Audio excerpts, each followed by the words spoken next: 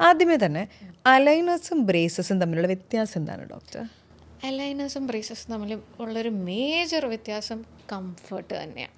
ഈ കമ്പി ഇട്ട ഒരാൾക്കറിയാം എന്തോരം വാമുറിയും ചുണ്ടുമുറിയും കമ്പി കുത്തിക്കൊള്ളും എന്നൊക്കെ പാടായിരുന്നു. പക്ഷെ എന്താ അലൈനേഴ്സിനകത്ത് ഈ പറയുന്ന സംഭവങ്ങളൊന്നും ഞാൻ പകുതി കഴിഞ്ഞപ്പോൾ അലൈനറിലോട്ട് മാറിയായിരുന്നു. അപ്പം അത് മാത്രമല്ല, നമ്മളിപ്പം എല്ലാവരും ഫുഡീസ് അല്ലേ, എന്തോരം ട്രാവൽ ചെയ്തൊക്കെ. ഞാനൊക്കെ പേഴ്സണലി ഒരു സംഭവം കേട്ട് കഴിഞ്ഞാൽ, ഒരു റീൽ കണ്ടു കഴിഞ്ഞാൽ എങ്ങനെയെങ്കിലും അവിടെ പോയി ഭക്ഷണം കഴിക്കണം എന്നുള്ളൊരു മൈൻഡ് സെറ്റാണ്. അങ്ങനെയുള്ളവർക്ക് പറ്റിയ ഏറ്റവും വലിയൊരു സംഭവമാണ് അലൈനേഴ്സ്. ഊരി വെച്ച് എപ്പോൾ വേണമെങ്കിലും ഊരി വെച്ച് കഴിക്കാം. അങ്ങനെയുള്ളൊരു അഡ്വാൻറ്റേജ് ഉണ്ട് അതിന്. അതാണ് മേജറായിട്ടുള്ളൊരു അഡ്വാൻറ്റേജ്. പിന്നെ ടൈം ഡിഫറൻസ് ഉണ്ട്. മറ്റേതിന് കമ്പി ഇടുന്നതിന് 1.5 വർഷം 2 വർഷമൊക്കെ എടുക്കും. എന്നാൽ അലൈനേഴ്സിന് അതിൻ്റെ പകുതി ടൈം പോലും എടുക്കുന്നില്ല. ഇപ്പോൾ ഈ അലൈനേഴ്സ് എന്ന് പറയുമ്പോൾ ഇപ്പോൾ പല്ലിന് ഉള്ളൊരാൾ വന്നു കഴിഞ്ഞാൽ ആക്ച്വലി ഒരു ഡോക്ടർക്ക് ആ ഒരൊറ്റ വരവിൽ തന്നെ ഇത്ര എണ്ണം വേണം, ഇത്ര നാളെടുക്കും, അങ്ങനെയെല്ലാം പറയാൻ പറ്റുമോ? ഇത്ര നാളുകൊണ്ട് ഇത് തീരും. NRI ആണെന്ന് വിചാരിക്കാം, വിദേശത്തുള്ളവർക്ക് അറിയാമല്ലോ, തോന്നുമ്പോൾ വരാനൊന്നും പറ്റത്തില്ല, അവിടെ ഭയങ്കര എക്സ്പെൻസീവുമാണ്. അപ്പോൾ എങ്ങനെ അവരുടെ മോസ്റ്റ് ഇഫക്റ്റീവ് വേ എന്താണ് അവരുടെ പല്ലിന് വേണ്ടിയിട്ട് ഈ അലൈനേഴ്സ് കൊണ്ട് പല്ല് താത്താനോ നേരെ തെറ്റിയതൊക്കെ ഓക്കെ ആക്കാൻ വേണ്ടിയിട്ട് അവർ നാട്ടിലോട്ട് വരുന്ന സമയത്ത് നമ്മൾ ഡിജിറ്റലി ഒരു സ്കാൻ എടുക്കും.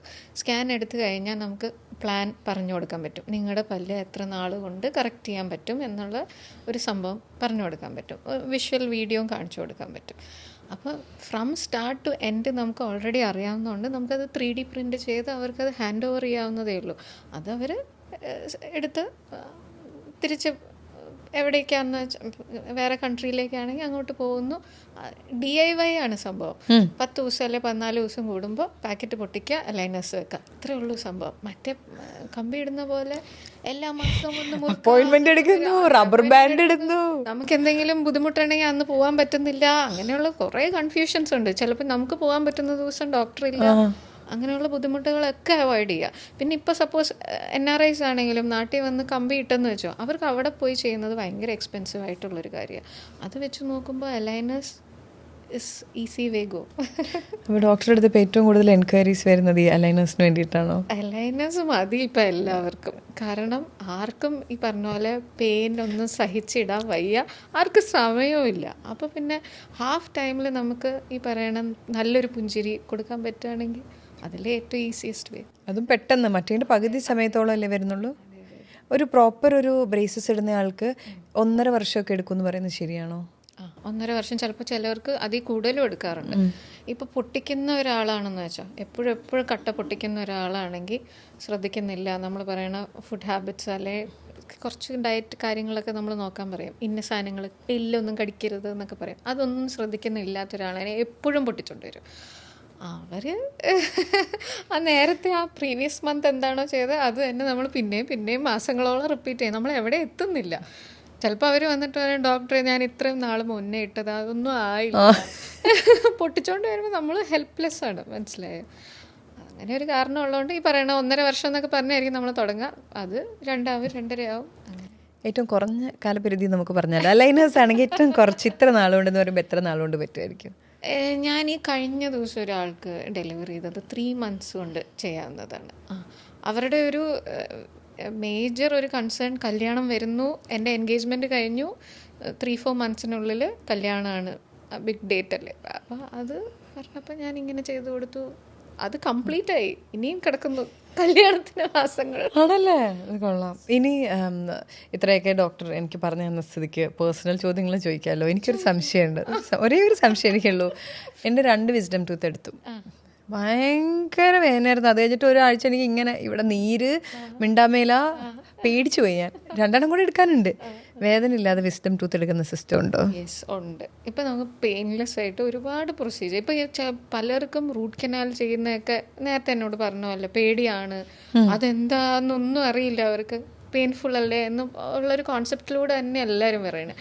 ഈ കഴിഞ്ഞ ദിവസം മേ ബി ഒരു 2 weeks ബാക്ക് ഒരു കുട്ടി ഭയങ്കര ആൻസൈറ്റി പ്രോബ്ലം ഉണ്ട്. മൾട്ടിപ്പിൾ ക്ലിനിക്സിൽ പോയിട്ട് നമ്മുടെ ക്ലിനിക്കിലേക്ക് വരുന്നത് തന്നെ. ആ പുള്ളിക്കാരിക്ക് നമ്മൾ കോൺഷ്യസ് സെഡേഷൻ കൊടുത്തിട്ടാണ് ചെയ്തത്. കോൺഷ്യസ് സെഡേഷൻ വേറെ ഒന്നുമല്ല, നമ്മുടെ ലാഫിംഗ് ഗ്യാസ് ഇല്ലേ, നൈട്രസ് ഓക്സൈഡ്, അത് ശ്വസിപ്പിച്ച് പതുക്കെ പതുക്കെ ഒരു മൈൽഡ് സെഡേഷനിലേക്ക് നമ്മൾ പോവാം. എന്നാൽ നമ്മൾ പറയുന്ന കമാൻഡ്സ് ഒക്കെ ആ വ്യക്തിക്ക് ഫോളോ ചെയ്യാൻ പറ്റും. കൈപൊക്കാൻ പറഞ്ഞാൽ കൈപൊക്കാൻ പറ്റും, പക്ഷെ ഒരു വേദനയില്ല, വേദനയ്ക്കില്ല. നമ്മൾ പിച്ച് കൊടുത്താൽ പോലും അവരറിയില്ല. അതാണ് അതിൻ്റെ ഒരു മെയിൻ പോയിന്റ്. കൊള്ളാം കേട്ടോ ഡോക്ടർ. ഇത് നമുക്കിത് കഴിഞ്ഞാൽ ഇന്ന് എനിക്ക് സമയമില്ല. പക്ഷേ എൻ്റെ ഏറ്റവും വലിയ പേടിയാണ് ഇത് എടുക്കണം. ഞാനത് വേദന പേടിച്ചിട്ട് ഈ 2 വിസ്ഡം ടൂത്ത് സഹിച്ചുകൊണ്ടിരിക്കുക. അപ്പം അതിൻ്റെ ആവശ്യമില്ല, വേദന ഇല്ലാണ്ട് ഇത് എടുക്കാൻ പറ്റും. ഡോക്ടർ, എനിക്ക് ഈ ദിവസങ്ങളിൽ തന്നെ ഏറ്റവും സന്തോഷമുള്ള വാർത്തയാണ് ഡോക്ടർ തന്നിരിക്കുന്നത്. വേദന ഇല്ലാത്ത റൂട്ട് കനാലും വേദന ഇല്ലാത്ത വിസ്ഡം ടൂത്ത് എടുക്കലും. ഇപ്പം കുഞ്ഞായിരിക്കുന്ന സമയത്ത് കുറേ നമ്മൾ പുഴുപ്പല്ലെന്ന് പറയുമല്ലോ, ചെറിയ പിള്ളേരുടെ പല്ലുകൾ. അപ്പം അങ്ങനെയുള്ള പല്ലുകൾ വരുന്ന കുട്ടികൾക്ക് ഭാവിയിൽ പല്ലിന് ആരോഗ്യക്കുറവ് ഉണ്ടാവും എന്ന് പറയുന്നതിൽ വല്ല കാര്യമുണ്ടോ? പാൽപ്പല്ല് വേറെ, പെർമനൻറ്റ് ടൂത്ത് വേറെ. എന്നാൽ പാൽപ്പല്ലിനും കേടുകൾ വന്നാൽ അതിൻ്റേതായ പ്രശ്നങ്ങളുണ്ട്. അതിൻ്റെ അടിയിൽ ഈ പാൽപ്പല്ലുണ്ട് എന്നാണെങ്കിലാണ് അതൊരു ഗൈഡൻസ് പോലെ വർക്ക് ചെയ്യുക. താഴേന്ന് പെർമനൻറ്റ് ടൂത്ത് വരുമ്പോൾ നമ്മളിപ്പം പല പേരൻസും ചോദിക്കുന്ന പാൽപ്പല്ലല്ലേ ഡോക്ടറെ, അത് കുഴിഞ്ഞു പോകാനുള്ളതല്ലേ, അത് അടയ്ക്കേണ്ട ആവശ്യമുണ്ടോ, റൂട്ട് കനാൽ ചെയ്യേണ്ട ആവശ്യമുണ്ടോ? കുഞ്ഞുങ്ങൾക്ക് പൾപെക്ടമി എന്ന് പറഞ്ഞൊരു പ്രൊസീജിയറുണ്ട്, കുഞ്ഞുങ്ങളുടെ റൂട്ട് കനാൽ. ഈ പേര് കേട്ട് പേടിക്കേണ്ട, പക്ഷെ അങ്ങനെ ഒരു പ്രൊസീജിയറുണ്ട്. അതെന്തിനും ചെയ്യുന്നതെന്ന് വെച്ചാൽ അവരുടെ പാൽപ്പല്ലുകൾ റീറ്റെയിൻ ചെയ്യാനും. അത് ഉണ്ടെങ്കിലേ നമുക്ക് പെർമനൻറ്റ് ടൂത്തിന് ഒരു ഗൈഡായിട്ട് അത് വർക്ക് ചെയ്യുള്ളൂ. അതല്ലെങ്കിൽ എന്ത് പറ്റും, പെർമനൻറ്റ് ടൂത്ത് ഇടംപല്ലുകളൊക്കെ ആയിട്ട് വരും. പിന്നെ വേറൊരു പോസിബിലിറ്റി ഞാൻ പറയാം. നമ്മൾ നേരത്തെ കേട് വന്ന് പല്ല് പറിച്ച് കളഞ്ഞെന്ന് വെച്ചോ, അവിടെ അത്രയും കട്ടിയിൽ ദശ വളരുക, ദശ വളർന്ന് അങ്ങ് ബ്ലോക്ക് ചെയ്യും. അപ്പോൾ നമ്മുടെ പെർമനൻറ്റ് പല്ലിന് അത് മുളച്ച് വരാൻ പറ്റില്ല. അപ്പോൾ ഏത് സൈഡിൽ കൂടെയാണോ അതിന് ഈസിലി ഇറപ്റ്റ് ചെയ്യാൻ പറ്റുക, അല്ലെങ്കിൽ മുളച്ച് വരാൻ പറ്റുക, അങ്ങനെ അങ്ങ് വരും. അപ്പോഴാണ് നേരെ തെറ്റിയ പല്ലുകൾ, ഇടം പ്രശ്നങ്ങൾ. എനിക്കൊരു ഡ്രാക്കുള പല്ലുണ്ടായിരുന്നു. എവിടെ പോയി അത് പിന്നെ അതങ്ങ് ശരിയായി. അപ്പൊ അവിടെ ശരിയാക്കി അല്ലല്ലല്ല അലൈനാസിട്ട് ശരിയാക്കിയതാ.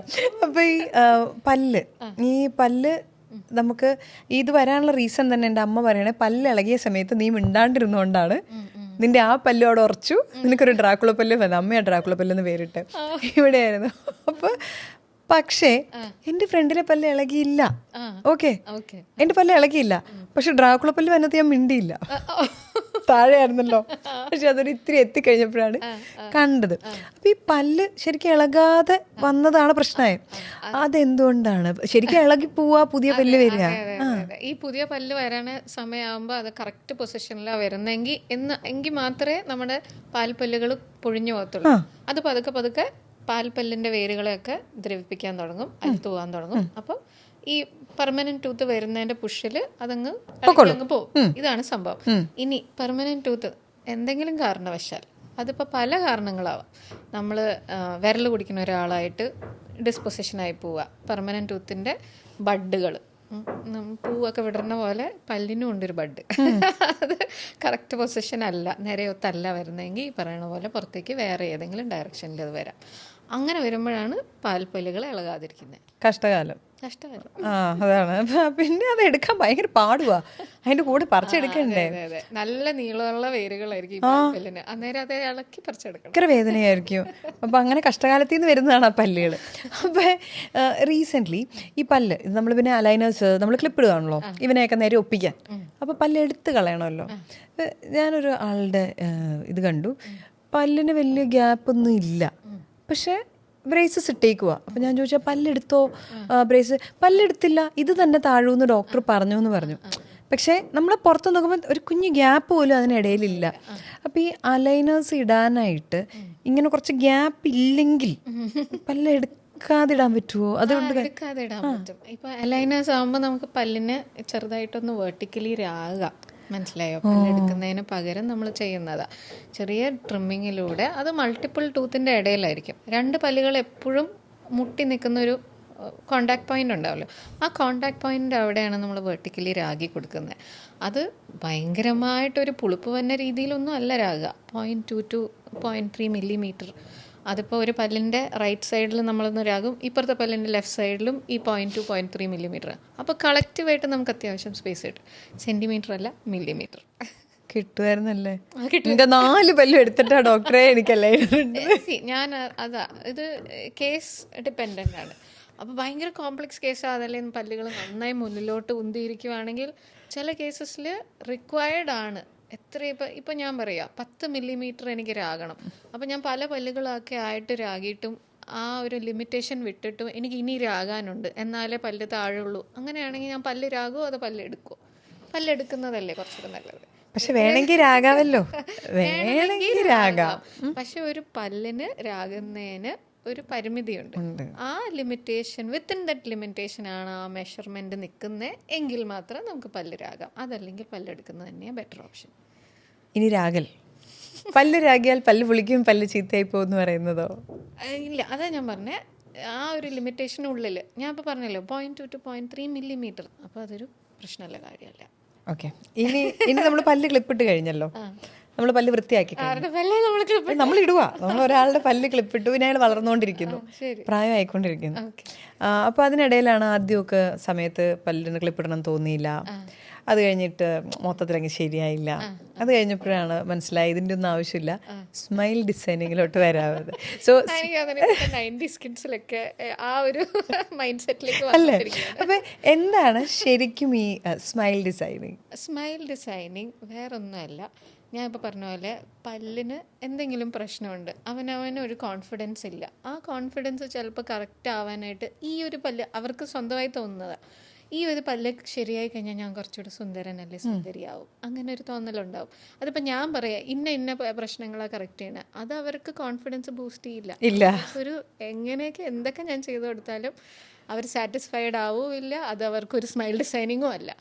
അവരുടെ ഓൺ കൺസേൺസ് കറക്റ്റ് ചെയ്ത് കൊടുക്കുക. അതിപ്പോൾ നമ്മൾ എങ്ങനെ വേണമെങ്കിലും ആയിക്കോട്ടെ, പല്ലിൽ കമ്പി ഇട്ടോ, ലൈനർ ഇട്ടോ, വെനീർ ഇട്ടോ, ക്യാപ്പ് ഇട്ടോ, എന്ത് കറക്ഷൻസ് നമ്മൾ ചിരി നന്നാക്കാൻ വേണ്ടി ചെയ്താൽ അതാണ് smile designing.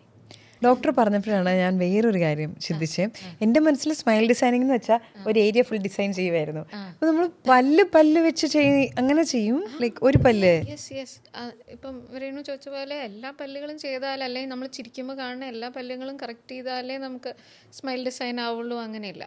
Yes, that is ഒരു കംപ്ലീറ്റ് കറക്ഷനാണ്. നമ്മുടെ കോമ്പല്, ഇപ്പുറത്തെ കോമ്പല് മുതൽ ഇപ്പുറത്തെ കോമ്പല് വരെ ആണ് നമ്മൾ ചിരിക്കുമ്പോൾ കാണുന്ന പല്ലുകൾ. അതിനെയാണ് നമ്മൾ സ്മൈൽ ലൈൻ എന്നൊക്കെ പറയാം. നമ്മുടെ സ്മൈൽ ലൈൻ കംപ്ലീറ്റ് ആയിട്ട് കറക്റ്റ് ചെയ്യണമെങ്കിൽ അതെ, നമുക്ക് അങ്ങനെയും ചെയ്യാം. പക്ഷെ ഇപ്പോൾ 2 പല്ലിൻ്റെ ഇടയിൽ സെൻട്രൽസിൻ്റെ ഇടയിൽ ചെറിയ ഗ്യാപ്പുണ്ട്, അത് കറക്റ്റ് ചെയ്യുമ്പോൾ അതും ഒരു സ്മൈൽ ഡിസൈനിങ്ങാണ്. മനസ്സിലായോ? അവരുടെ ചിരി ഒരു ലെവൽ അപ്പായി.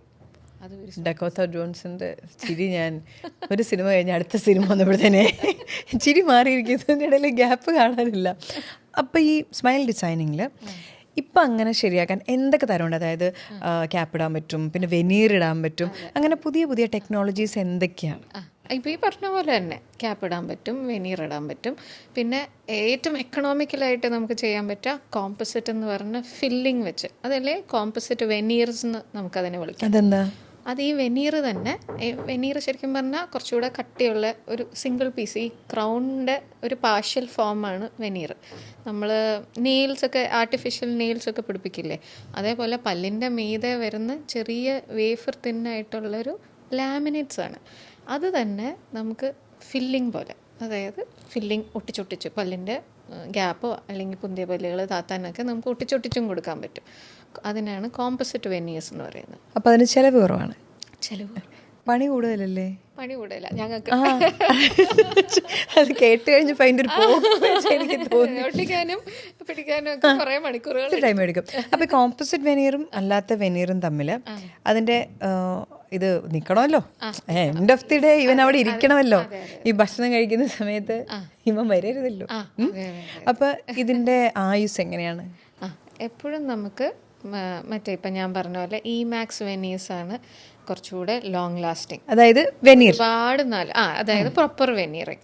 കോമ്പോസിറ്റ് വെനീറിങ് നമ്മൾ കുറച്ചൊന്ന് ചിലവ് ചൊരുക്കാൻ വേണ്ടി ചെയ്യുന്നതാണെങ്കിലും അത് നമ്മൾ ടേക്ക് കെയർ ചെയ്തില്ല, പച്ചപ്പയറൊക്കെ കടിക്കുമ്പോൾ അതങ്ങ് പോരാൻ, പൊട്ടി വരാനുള്ള ചാൻസ് കടിക്കണം. അപ്പോൾ പോരും. പക്ഷെ മറ്റേ ഇങ്ങനെ ഒന്നായിട്ടല്ല വരിക, പൊട്ടി പോകാനുള്ള ചാൻസ്. കാരണം നമ്മൾ കുറച്ചായിട്ട് ഒട്ടിച്ചു വെച്ചേക്കുന്ന സാധനമല്ലേ, അതിന് സ്ട്രെങ്ത് ഒരുപാടില്ല. പക്ഷെ ഇപ്പോൾ ഒരുപാട് മുടക്കണ്ട എന്ന് വിചാരിക്കുന്നവർക്ക് എപ്പോഴും അതൊരു എക്കണോമിക്കൽ. നമുക്ക് എക്കണോമിക്സിൽ നിന്ന് മാറാം. അപ്പൊ ഇനി നമുക്കത് നിക്കണമല്ലോ. എൻഡ് ഓഫ് ദി ഡേ ഇവൻ നിക്കണം. അതെ അതെ അതെ. ഈ സൗന്ദര്യത്തിന് വേണ്ടിയാവുമ്പോൾ നമ്മൾ പൈസ നോക്കുമല്ലോ. അപ്പൊ നമ്മൾ ഒട്ടിച്ച് വെച്ച വെനീർ, അതെ. ഇന്ന് ഞാൻ വെനീർ ഒട്ടിച്ചു എന്ന് വിചാരിക്കാം. എൻ്റെ 12 പല്ലായിക്കോട്ടെ, കുറയ്ക്കണ്ട. എൻ്റെ ഈ 12 പല്ലിൽ ഞാൻ വെനീർ ഒട്ടിച്ചാൽ ആരും ചെയ്യില്ല കേട്ടോ. എത്ര വരെ ചെയ്യാറുണ്ട്? 10 പല്ല് വരെ. മുകളിലേയും താഴെയും കൂടി ചെയ്യണ്ടേ? ശരി. 1 2 3 4 5 6 എല്ലായിടത്തുനിന്ന് ചിരി ആയിക്കോട്ടെ. അപ്പൊ ചിരിച്ചു. അപ്പൊ ഞാൻ വെച്ചു. അപ്പൊ ഞാൻ ഇങ്ങനെ 12 പല്ലും വെച്ചു. ഈ 12 പല്ല് എത്ര കാലം നിൽക്കും വെനീർ? നമ്മൾ കറക്റ്റായിട്ട് ശ്രദ്ധിക്കുക. അതിനുള്ള മെയിൻ്റെനൻസും നമ്മൾ ചെയ്യുന്നുണ്ട് എന്നാണ്. 10-15 ഇയേഴ്സ് എങ്ങനെ പോയാലും നിൽക്കും. 15 ഇയേഴ്സ്? യെസ്. ലൈക്ക് എത്ര വരെ പോവാം? 15 ഇയേഴ്സ് യെസ്. എത്ര വരെ എത്താം? അതിന് ഞാനൊരു ടൈം പീരീഡ്, വെറുതെ ഞാനൊരു ടൈം പീരീഡ് പറഞ്ഞ് ആർക്കും മോഹം കൊടുക്കുന്നില്ല. ബിക്കോസ് വേറൊന്നുമില്ല, ഞാൻ ഒരിക്കലും ഒരു വ്യക്തിയുടെ ശരീരത്തിന് ഞാൻ ഗ്യാരണ്ടി ചെയ്യുന്നില്ല. ഞാനിത് വെച്ച് വിട്ടു, വീട്ടിൽ പോയിട്ട് അവരെന്താ ചെയ്യുന്നത്, ഇപ്പം ആണിയൊക്കെ കടിക്കുക, ഞാൻ പറയാം, അങ്ങനെ ചെയ്യുന്നവരും ഉണ്ട്. അത് അവരുടെ പ്രൊഫഷൻ സംബന്ധമായി ചിലപ്പോൾ ആയിരിക്കും. അങ്ങനെ ചെയ്യുന്നവരാണെങ്കിലും പൊട്ടിപ്പോയി കഴിഞ്ഞാൽ ഐ കാൺ ബി. അപ്പൊ ഞാൻ ചോദിക്കാലോ, വെനീർ ഇട്ടാൽ എന്തൊക്കെ ശ്രദ്ധിക്കണം? പല കാര്യങ്ങൾ ശ്രദ്ധിക്കാനുണ്ട്. കട്ടിയുള്ള ആഹാരങ്ങൾ അവോയ്ഡ് ചെയ്യുകയാണെങ്കിൽ അത് അത്രയും നല്ലത്. ഇപ്പം ഞാൻ പറഞ്ഞില്ലേ പച്ചപ്പേരക്കയുടെ കാര്യം, ഡയറക്റ്റ്ലി വെനീർ ഇട്ടാൽ കഴിക്കാൻ പാടില്ല എന്നല്ല, പക്ഷെ സ്ലൈസ് ചെയ്ത് കഴിക്കുക. അതായത് തന്നെ നമ്മൾ കടിച്ച് കഴിക്കുന്നതിന് പകരം സ്ലൈസ് ചെയ്ത് കഴിക്കുക. കാരണം അതെ ഞാൻ പറഞ്ഞത്, റിസ്ക് എടുക്കുന്ന എന്തിനാ? ഇപ്പം ഞാൻ വെച്ച് വിട്ടു, നിങ്ങൾ ഇങ്ങനെ ചെയ്യരുതെന്ന് പറഞ്ഞാൽ നിങ്ങളത് സൂക്ഷിക്കും. അതല്ലെങ്കിൽ വീട്ടിൽ പോയി പച്ചപ്പേരക്ക പോലെ എന്തൊക്കെ ഉണ്ടെന്ന് ആലോചിച്ചു. നല്ല കട്ടിയുള്ളൊരു സാധനങ്ങളാണ്, എല്ലൊക്കെ കടിച്ചുകൊണ്ടിരിക്കുക എന്നൊക്കെയാണെങ്കിൽ അത് പോരാനുള്ള ചാൻസ് എപ്പോഴും അവിടെ ഉണ്ട്. ഈ ഫ്രണ്ടിൽ പല്ല് വെച്ചിട്ടുള്ള നമ്മൾ എല്ല് കടിയെ കുറവായിരിക്കുമല്ലോ. പക്ഷെ ബി കെയർഫുൾ, അത് ലാസ്റ്റ് ചെയ്യണം എന്നാണ്. അപ്പൊ അത് കടിക്കരുത്. പിന്നെ എന്താ ചെയ്യണ്ടേന്ന് പറഞ്ഞാൽ ഞാൻ ഈ പറഞ്ഞ പോലെ റെഗുലർ ചെക്കപ്പ് ചെയ്യുക. ഇപ്പം വെനീർ വെച്ചു, പക്ഷെ അതിൻ്റെ അടിയിലുള്ളത് നമ്മുടെ സ്വന്തം പല്ലുകളാണ്, മനസ്സിലായോ? സ്വന്തം പല്ലുകളെ ടേക്ക് കെയർ ചെയ്യണമെങ്കിൽ റെഗുലർ ചെക്കപ്പും ക്ലീനിങ്ങും മസ്റ്റാണ്. തുടക്കത്തിലേ പല്ലിൻ്റെ പുറകിലൊരു കേട് തുടങ്ങിക്കഴിഞ്ഞാൽ ആ വെനീർ അവിടെ ഇരിക്കണമെങ്കിൽ നല്ല പല്ല് നമ്മുടെ പുറകിൽ ഉണ്ടാവണം. എൻ്റെ അടുത്ത ക്വസ്റ്റ്യൻ അതായിരുന്നു, പല്ലിൽ വെനീർ ഫ്രണ്ടിൽ നിന്ന് ഒട്ടിച്ചല്ലോ, പക്ഷെ നമ്മൾ പെയിന്റ് അടിച്ച പോലെയാണല്ലോ. അപ്പൊ പെയിന്റ് അടിച്ച പോലെ ആവണം എന്നില്ല കേട്ടോ. നല്ല പെയിന്റ് പോയില്ലാത്ത നല്ല മറ്റേ വെതർ പ്രൂഫ് അങ്ങനെയല്ല. പെയിന്റ് അടിക്കാന്ന് പറയുമ്പോ ഭയങ്കര ബ്രൈറ്റ് ആയിട്ടിരിക്കാന്ന് പെയിന്റ് അല്ല. നമുക്ക് അതിനകത്ത് കളർ മാച്ച് ചെയ്യാൻ പറ്റും. നമുക്ക് ഇഷ്ടമുള്ള കളർ ചൂസ് ചെയ്യാം. അതായത് ഇന്ന് വരെ വലിയ നിറമില്ലാത്ത പല്ലുള്ള എനിക്ക് വേണമെങ്കിൽ നാളെ ഈ മുത്തു പോലെ മുല്ലപ്പൂ പോലത്തെ പല്ല്, ടോം ക്രൂസ് ഇത്തവണത്തെ മിഷൻ ഇമ്പോസിബിൾ ചിരിച്ച ചിരി കണ്ട് ഞാൻ ഞെട്ടിയതാണ്. അങ്ങനെ പറ്റും നമുക്ക്. പക്ഷെ പറഞ്ഞ പോലെ നമ്മളവനെ നല്ല ഉടുപ്പൊക്കെ ഇട്ടി ഫ്രണ്ടിൽ നിർത്തി, പക്ഷെ നമ്മളാണല്ലോ ഉടുപ്പിട്ടേക്കണേ. അപ്പൊ ഈ പല്ല് വെനീർ ഒട്ടിച്ച പല്ലിന് കേട് വന്ന എന്നാ ചെയ്യും? അതാ ഞാൻ പറഞ്ഞു, നമ്മളത് കറക്റ്റായിട്ട് റെഗുലറായിട്ട് ചെക്ക് ചെയ്തില്ല, നമ്മൾ അറിയുന്നില്ലല്ലോ ഉള്ളിലൊരു കേട് തുടങ്ങിയെന്ന്. എന്നാൽ അതൊരു ഡെന്റിസ്റ്റിന് നോട്ടിഫൈ ചെയ്യാൻ പറ്റും. 6 months വരണം.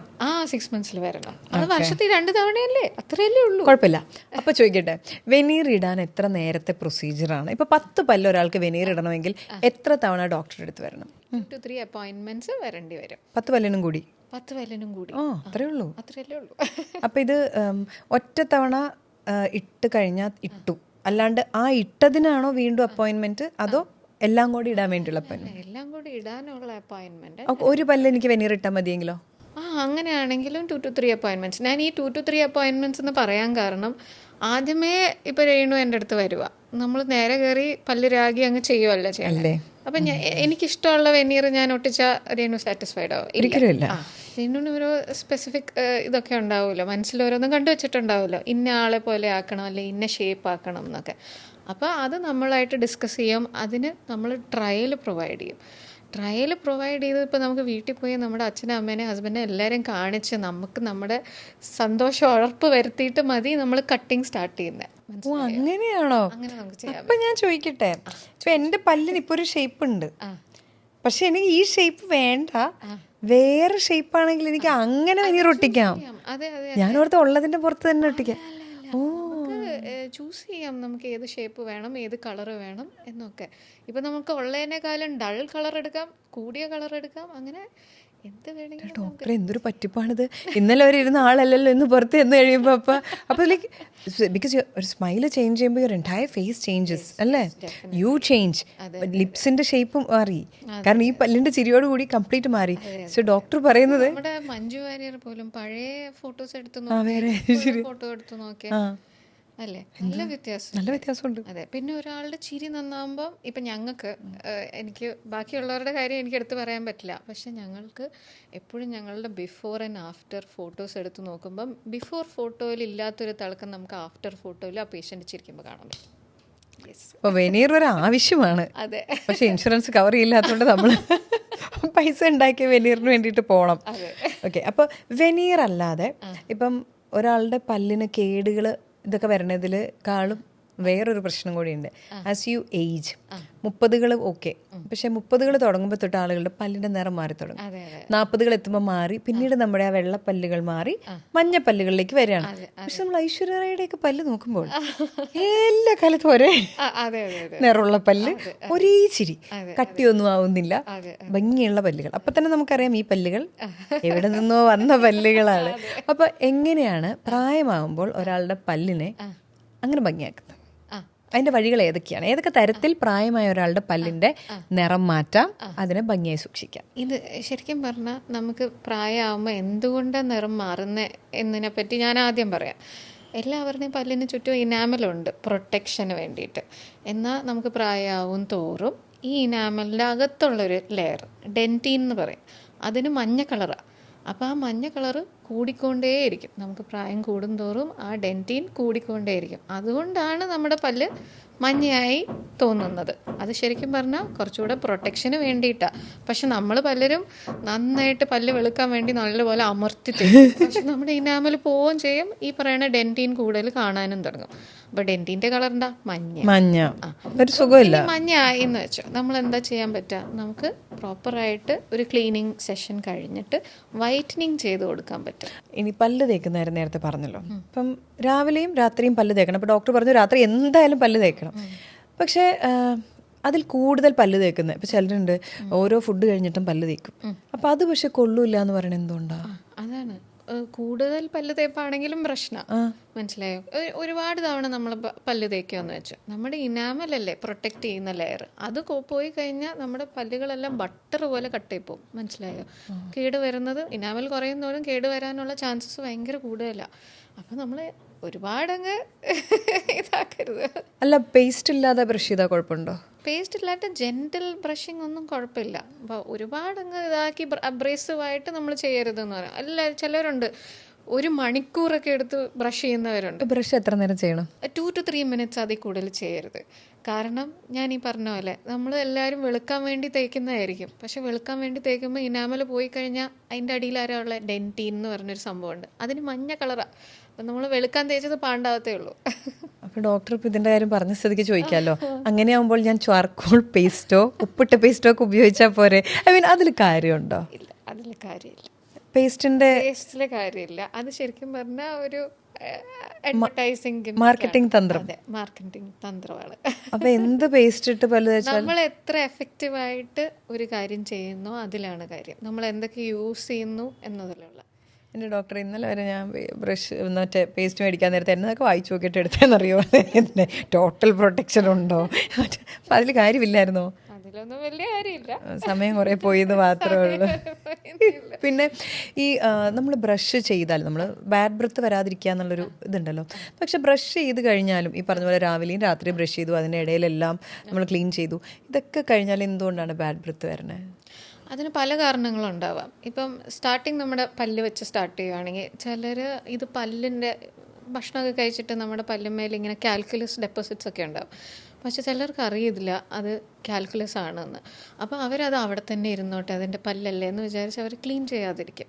ഇനി ഇങ്ങനെയൊന്നും അല്ല എന്ന് വെച്ചോ, എന്താ പറയുക, നല്ല ഹാലറ്റോസിസ് അല്ലെ ബാഡ് ബ്രത്ത് ഉണ്ട്, അത് അവരുടെ വയറ്റിൻ്റെ ഒരു പ്രശ്നം കൊണ്ടും ആവാം. അസിഡിറ്റി അല്ലെങ്കിൽ ഗ്യാസ്ട്രിക് പ്രോബ്ലംസ് ഉണ്ട് എന്നാണെങ്കിലും ഈ പറയുന്ന ഹാലറ്റോസിസ് ഉണ്ടാവാം. അങ്ങനെ പല കാരണങ്ങൾ കൊണ്ട് ഉണ്ടാവാം. അത് കറക്റ്റായിട്ട് കണ്ടുപിടിച്ച് ട്രീറ്റ് ചെയ്യുക എന്നുള്ളതാണ് നമ്മുടെ വഴി. അതെ. ഇനി ഇനി വിസ്ഡം ടൂത്ത്. ഡോക്ടർ ഒരാവശ്യമില്ലാണ്ട് വിസ്ഡം ടൂത്ത് വന്ന് എന്നെ ബുദ്ധിമുട്ടിച്ചുകൊണ്ടിരിക്കുകയാണ്, അതാണ് ഉള്ളിലോട്ട് ചെരിഞ്ഞാ ഉണ്ടായേക്കുന്നത്, അപ്പോൾ അത് എടുത്തു കളയണം എന്ന് എന്നോട് എന്തായാലും പറഞ്ഞു. എന്തുകൊണ്ടാണ് ശരിക്കും ഈ ആദ്യകാലങ്ങളിൽ ഇതൊന്നും വരാണ്ട് ഇതെല്ലാം കഴിഞ്ഞ് കാലങ്ങൾ കഴിഞ്ഞപ്പോൾ ഇങ്ങനെ 4 പല്ലും കൂടെ വന്നേക്കുന്നത്? എന്താണ് വിസ്ഡം ടൂത്തിന്? അല്ലേ, പണ്ടുള്ളവർക്ക് ഇതിൽ കൂടുതൽ പല്ലുകളുണ്ട്. ഇപ്പം നമുക്ക് എല്ലാവർക്കും 3 അണപ്പല്ലുകളേ ഉള്ളൂ, പക്ഷെ പണ്ടുള്ളവർക്ക് 5 അണപ്പല്ലുണ്ടായിരുന്നു. എന്നാൽ എവല്യൂഷൻ്റെ ഭാഗമായിട്ട് എന്താ പറയുക, 5 മാറി 3 ആയി. ഇനി അത് 3 മാറി 2 ആവും. ബിക്കോസ് നമ്മുടെ എല്ലാവരുടെയും ജോ സൈസും ഒക്കെ കുഞ്ഞായിക്കൊണ്ടിരിക്കുക.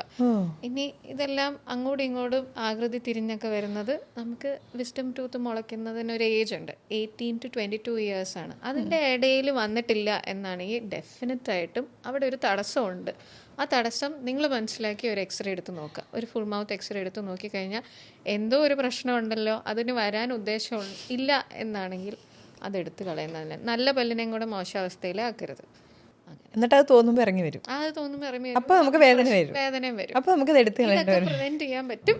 ഈ പറയണ ടൈം പീരീഡിൽ വന്നില്ല, 18 മുതൽ 22 വയസ്സിനിടയിൽ വന്നില്ല, അങ്ങനെയാണെങ്കിൽ നിങ്ങളൊരു ഡോക്ടറിൻ്റെ അടുത്ത് പോയിട്ട് ഡോക്ടറെ എനിക്കിത് വന്നിട്ടില്ല, ഇതിപ്പം നമുക്ക് പല്ലുകൾ മുന്നിലുള്ള നല്ല നിലയത്ത് ആക്കിയെന്ന് വെച്ചോ, കമ്പിയൊക്കെ ഇട്ട് അല്ലെങ്കിൽ ലൈനറൊക്കെ ഇട്ട് സ്ട്രെയിറ്റ് ആക്കിയെന്ന് വെച്ചോ, ഈ വിസ്ഡം ടൂത്ത് ഇറപ്റ്റ് ചെയ്യുന്ന ചിലപ്പോൾ മുന്നോട്ടായിരിക്കും. മുന്നോട്ടുള്ള പുഷിൽ ഇത് പിന്നെയും വിടർന്നു പോകും, മനസ്സിലായോ, പിന്നെയും പൊന്തി വരും. ഇതൊക്കെ പ്രിവെൻറ്റ് ചെയ്യണമെങ്കിൽ നിങ്ങൾക്ക് അത് ഇറപ്റ്റ് ചെയ്തിട്ടില്ല എന്നാണ് definitely take an x-ray, sort it out. പ്രശ്നക്കാരനാണെങ്കിൽ അത് എടുത്ത് കളയാം. വൈകിപ്പോയി ഡോക്ടർ, 22 കഴിഞ്ഞു. ഇനി ഈ പല്ലുകളുടെ ആരോഗ്യവും ഹാർട്ടുമായിട്ട് എത്രത്തോളം കണക്റ്റഡ് ആണ്? ഞാനിപ്പോൾ പറഞ്ഞില്ലേ, റെഗുലറായിട്ട് നമുക്ക് ക്ലീൻ ചെയ്യണം എന്നൊക്കെ. ഇപ്പം നമ്മൾ ക്ലീൻ ചെയ്തില്ല, നമുക്ക് മോണരോഗം വന്നു, നമ്മൾ ഈ കഴിക്കുന്ന ഭക്ഷണ പദാർത്ഥങ്ങളെല്ലാം 1-2 മണിക്കൂറുകൾ കഴിയുമ്പോൾ നമ്മുടെ തുപ്പലായിട്ട് മിക്സപ്പായി അത് കാൽസിഫൈഡ് ആയിട്ട് പോകും. അപ്പോൾ പല്ലിന് ചുറ്റും അതിങ്ങനെ ഒട്ടിയിരിക്കും. അതിനെയാണ് നമ്മൾ കാൽക്കുലസ് എന്ന് പറയുന്നത്. മോണരോഗമുള്ള ഒരു വ്യക്തിക്ക് മോണയൊക്കെ ഭയങ്കര ലൂസായിരിക്കും. ഈ കാൽക്കുലസ് പതുക്കെ പതുക്കെ പിന്നെയും നമ്മൾ ഫുഡ് കഴിക്കുവാണല്ലോ, അതിൻ്റെ മുകളിൽ പിന്നെയും ഡെപ്പോസിറ്റായി അകത്തോട്ട് കയറി നമ്മുടെ ബ്ലഡ് സ്ട്രീമിലേക്കൊക്കെ കയറും. അപ്പോഴാണ് നമ്മളെ ബ്ലഡ് ക്ലോട്ട് ചെയ്യാനും ഹാർട്ട് അറ്റാക്ക്, സ്ട്രോക്ക് അങ്ങനെയുള്ള കാര്യങ്ങളിലേക്ക് പോകുന്നത്. പ്രശ്നമാണല്ലേ? പ്രശ്നമാണ്. പല്ലിൻ്റെ ആരോഗ്യം നമ്മൾ വിചാരിച്ച പോലത്തെ ഒരു മറ്റേ ഇത് മാത്രമല്ല, ഹാർട്ടിനെ വരെ. ഒരു കാര്യം കൂടെ ഉണ്ട്, നമ്മൾ നല്ല ഷുഗർ ഉണ്ട് എന്ന് പറഞ്ഞു, ഡയബറ്റിക് ആണ്, നിങ്ങൾ ഡയബറ്റിസ് ഉണ്ടെന്ന് പറഞ്ഞ് ഡയഗ്നോസ്ഡ് ആയി കഴിഞ്ഞാൽ ഇമ്മീഡിയറ്റ്ലി ഒരു ഡെൻറ്റിസ്റ്റിൻ്റെ അടുത്ത് പോയിട്ട് ഒരു റെഗുലർ ക്ലീനിങ്ങും കൂടെ ചെയ്യുക. കാരണം മോണരോഗവും ഡയബറ്റിസും തമ്മിൽ നല്ലൊരു കോറിലേഷൻ ഉണ്ട്. ഒരാൾ കൂടുമ്പോൾ മറ്റേ ആൾ കൂടും, ഇപ്പുറത്തെ ആൾ കൂടുമ്പം ഇപ്പുറത്തെ ആൾ കൂടും. അപ്പോൾ അത് കറക്റ്റായി പോകണം. സൗന്ദര്യം മാത്രമല്ല, പല്ലുകൊണ്ട് പല പ്രശ്നങ്ങളാണ്. അപ്പോൾ thank you so much for your time doctor. It was amazing. കാരണം പല്ല് തേക്കുന്ന നമ്പർ ഓഫ് ടൈംസും അത് കഴിഞ്ഞിട്ട് ഹാർട്ട് ഡിസീസും ഡയബറ്റീസും ഇതൊക്കെ കണക്റ്റഡ് ആണെന്ന് ഇങ്ങനെയൊന്നും എനിക്കറിയില്ല. പേടിപ്പിക്കാനല്ല, പക്ഷേ അറിയണ്ടേ, ഒരു അവയർനെസ് ആയിരിക്കണം. ഇതെല്ലാം ടേക്ക് കെയർ ചെയ്യുക, അത്രേ ഉള്ളൂ. ഓക്കെ, അപ്പം thank you so much doctor. You welcome.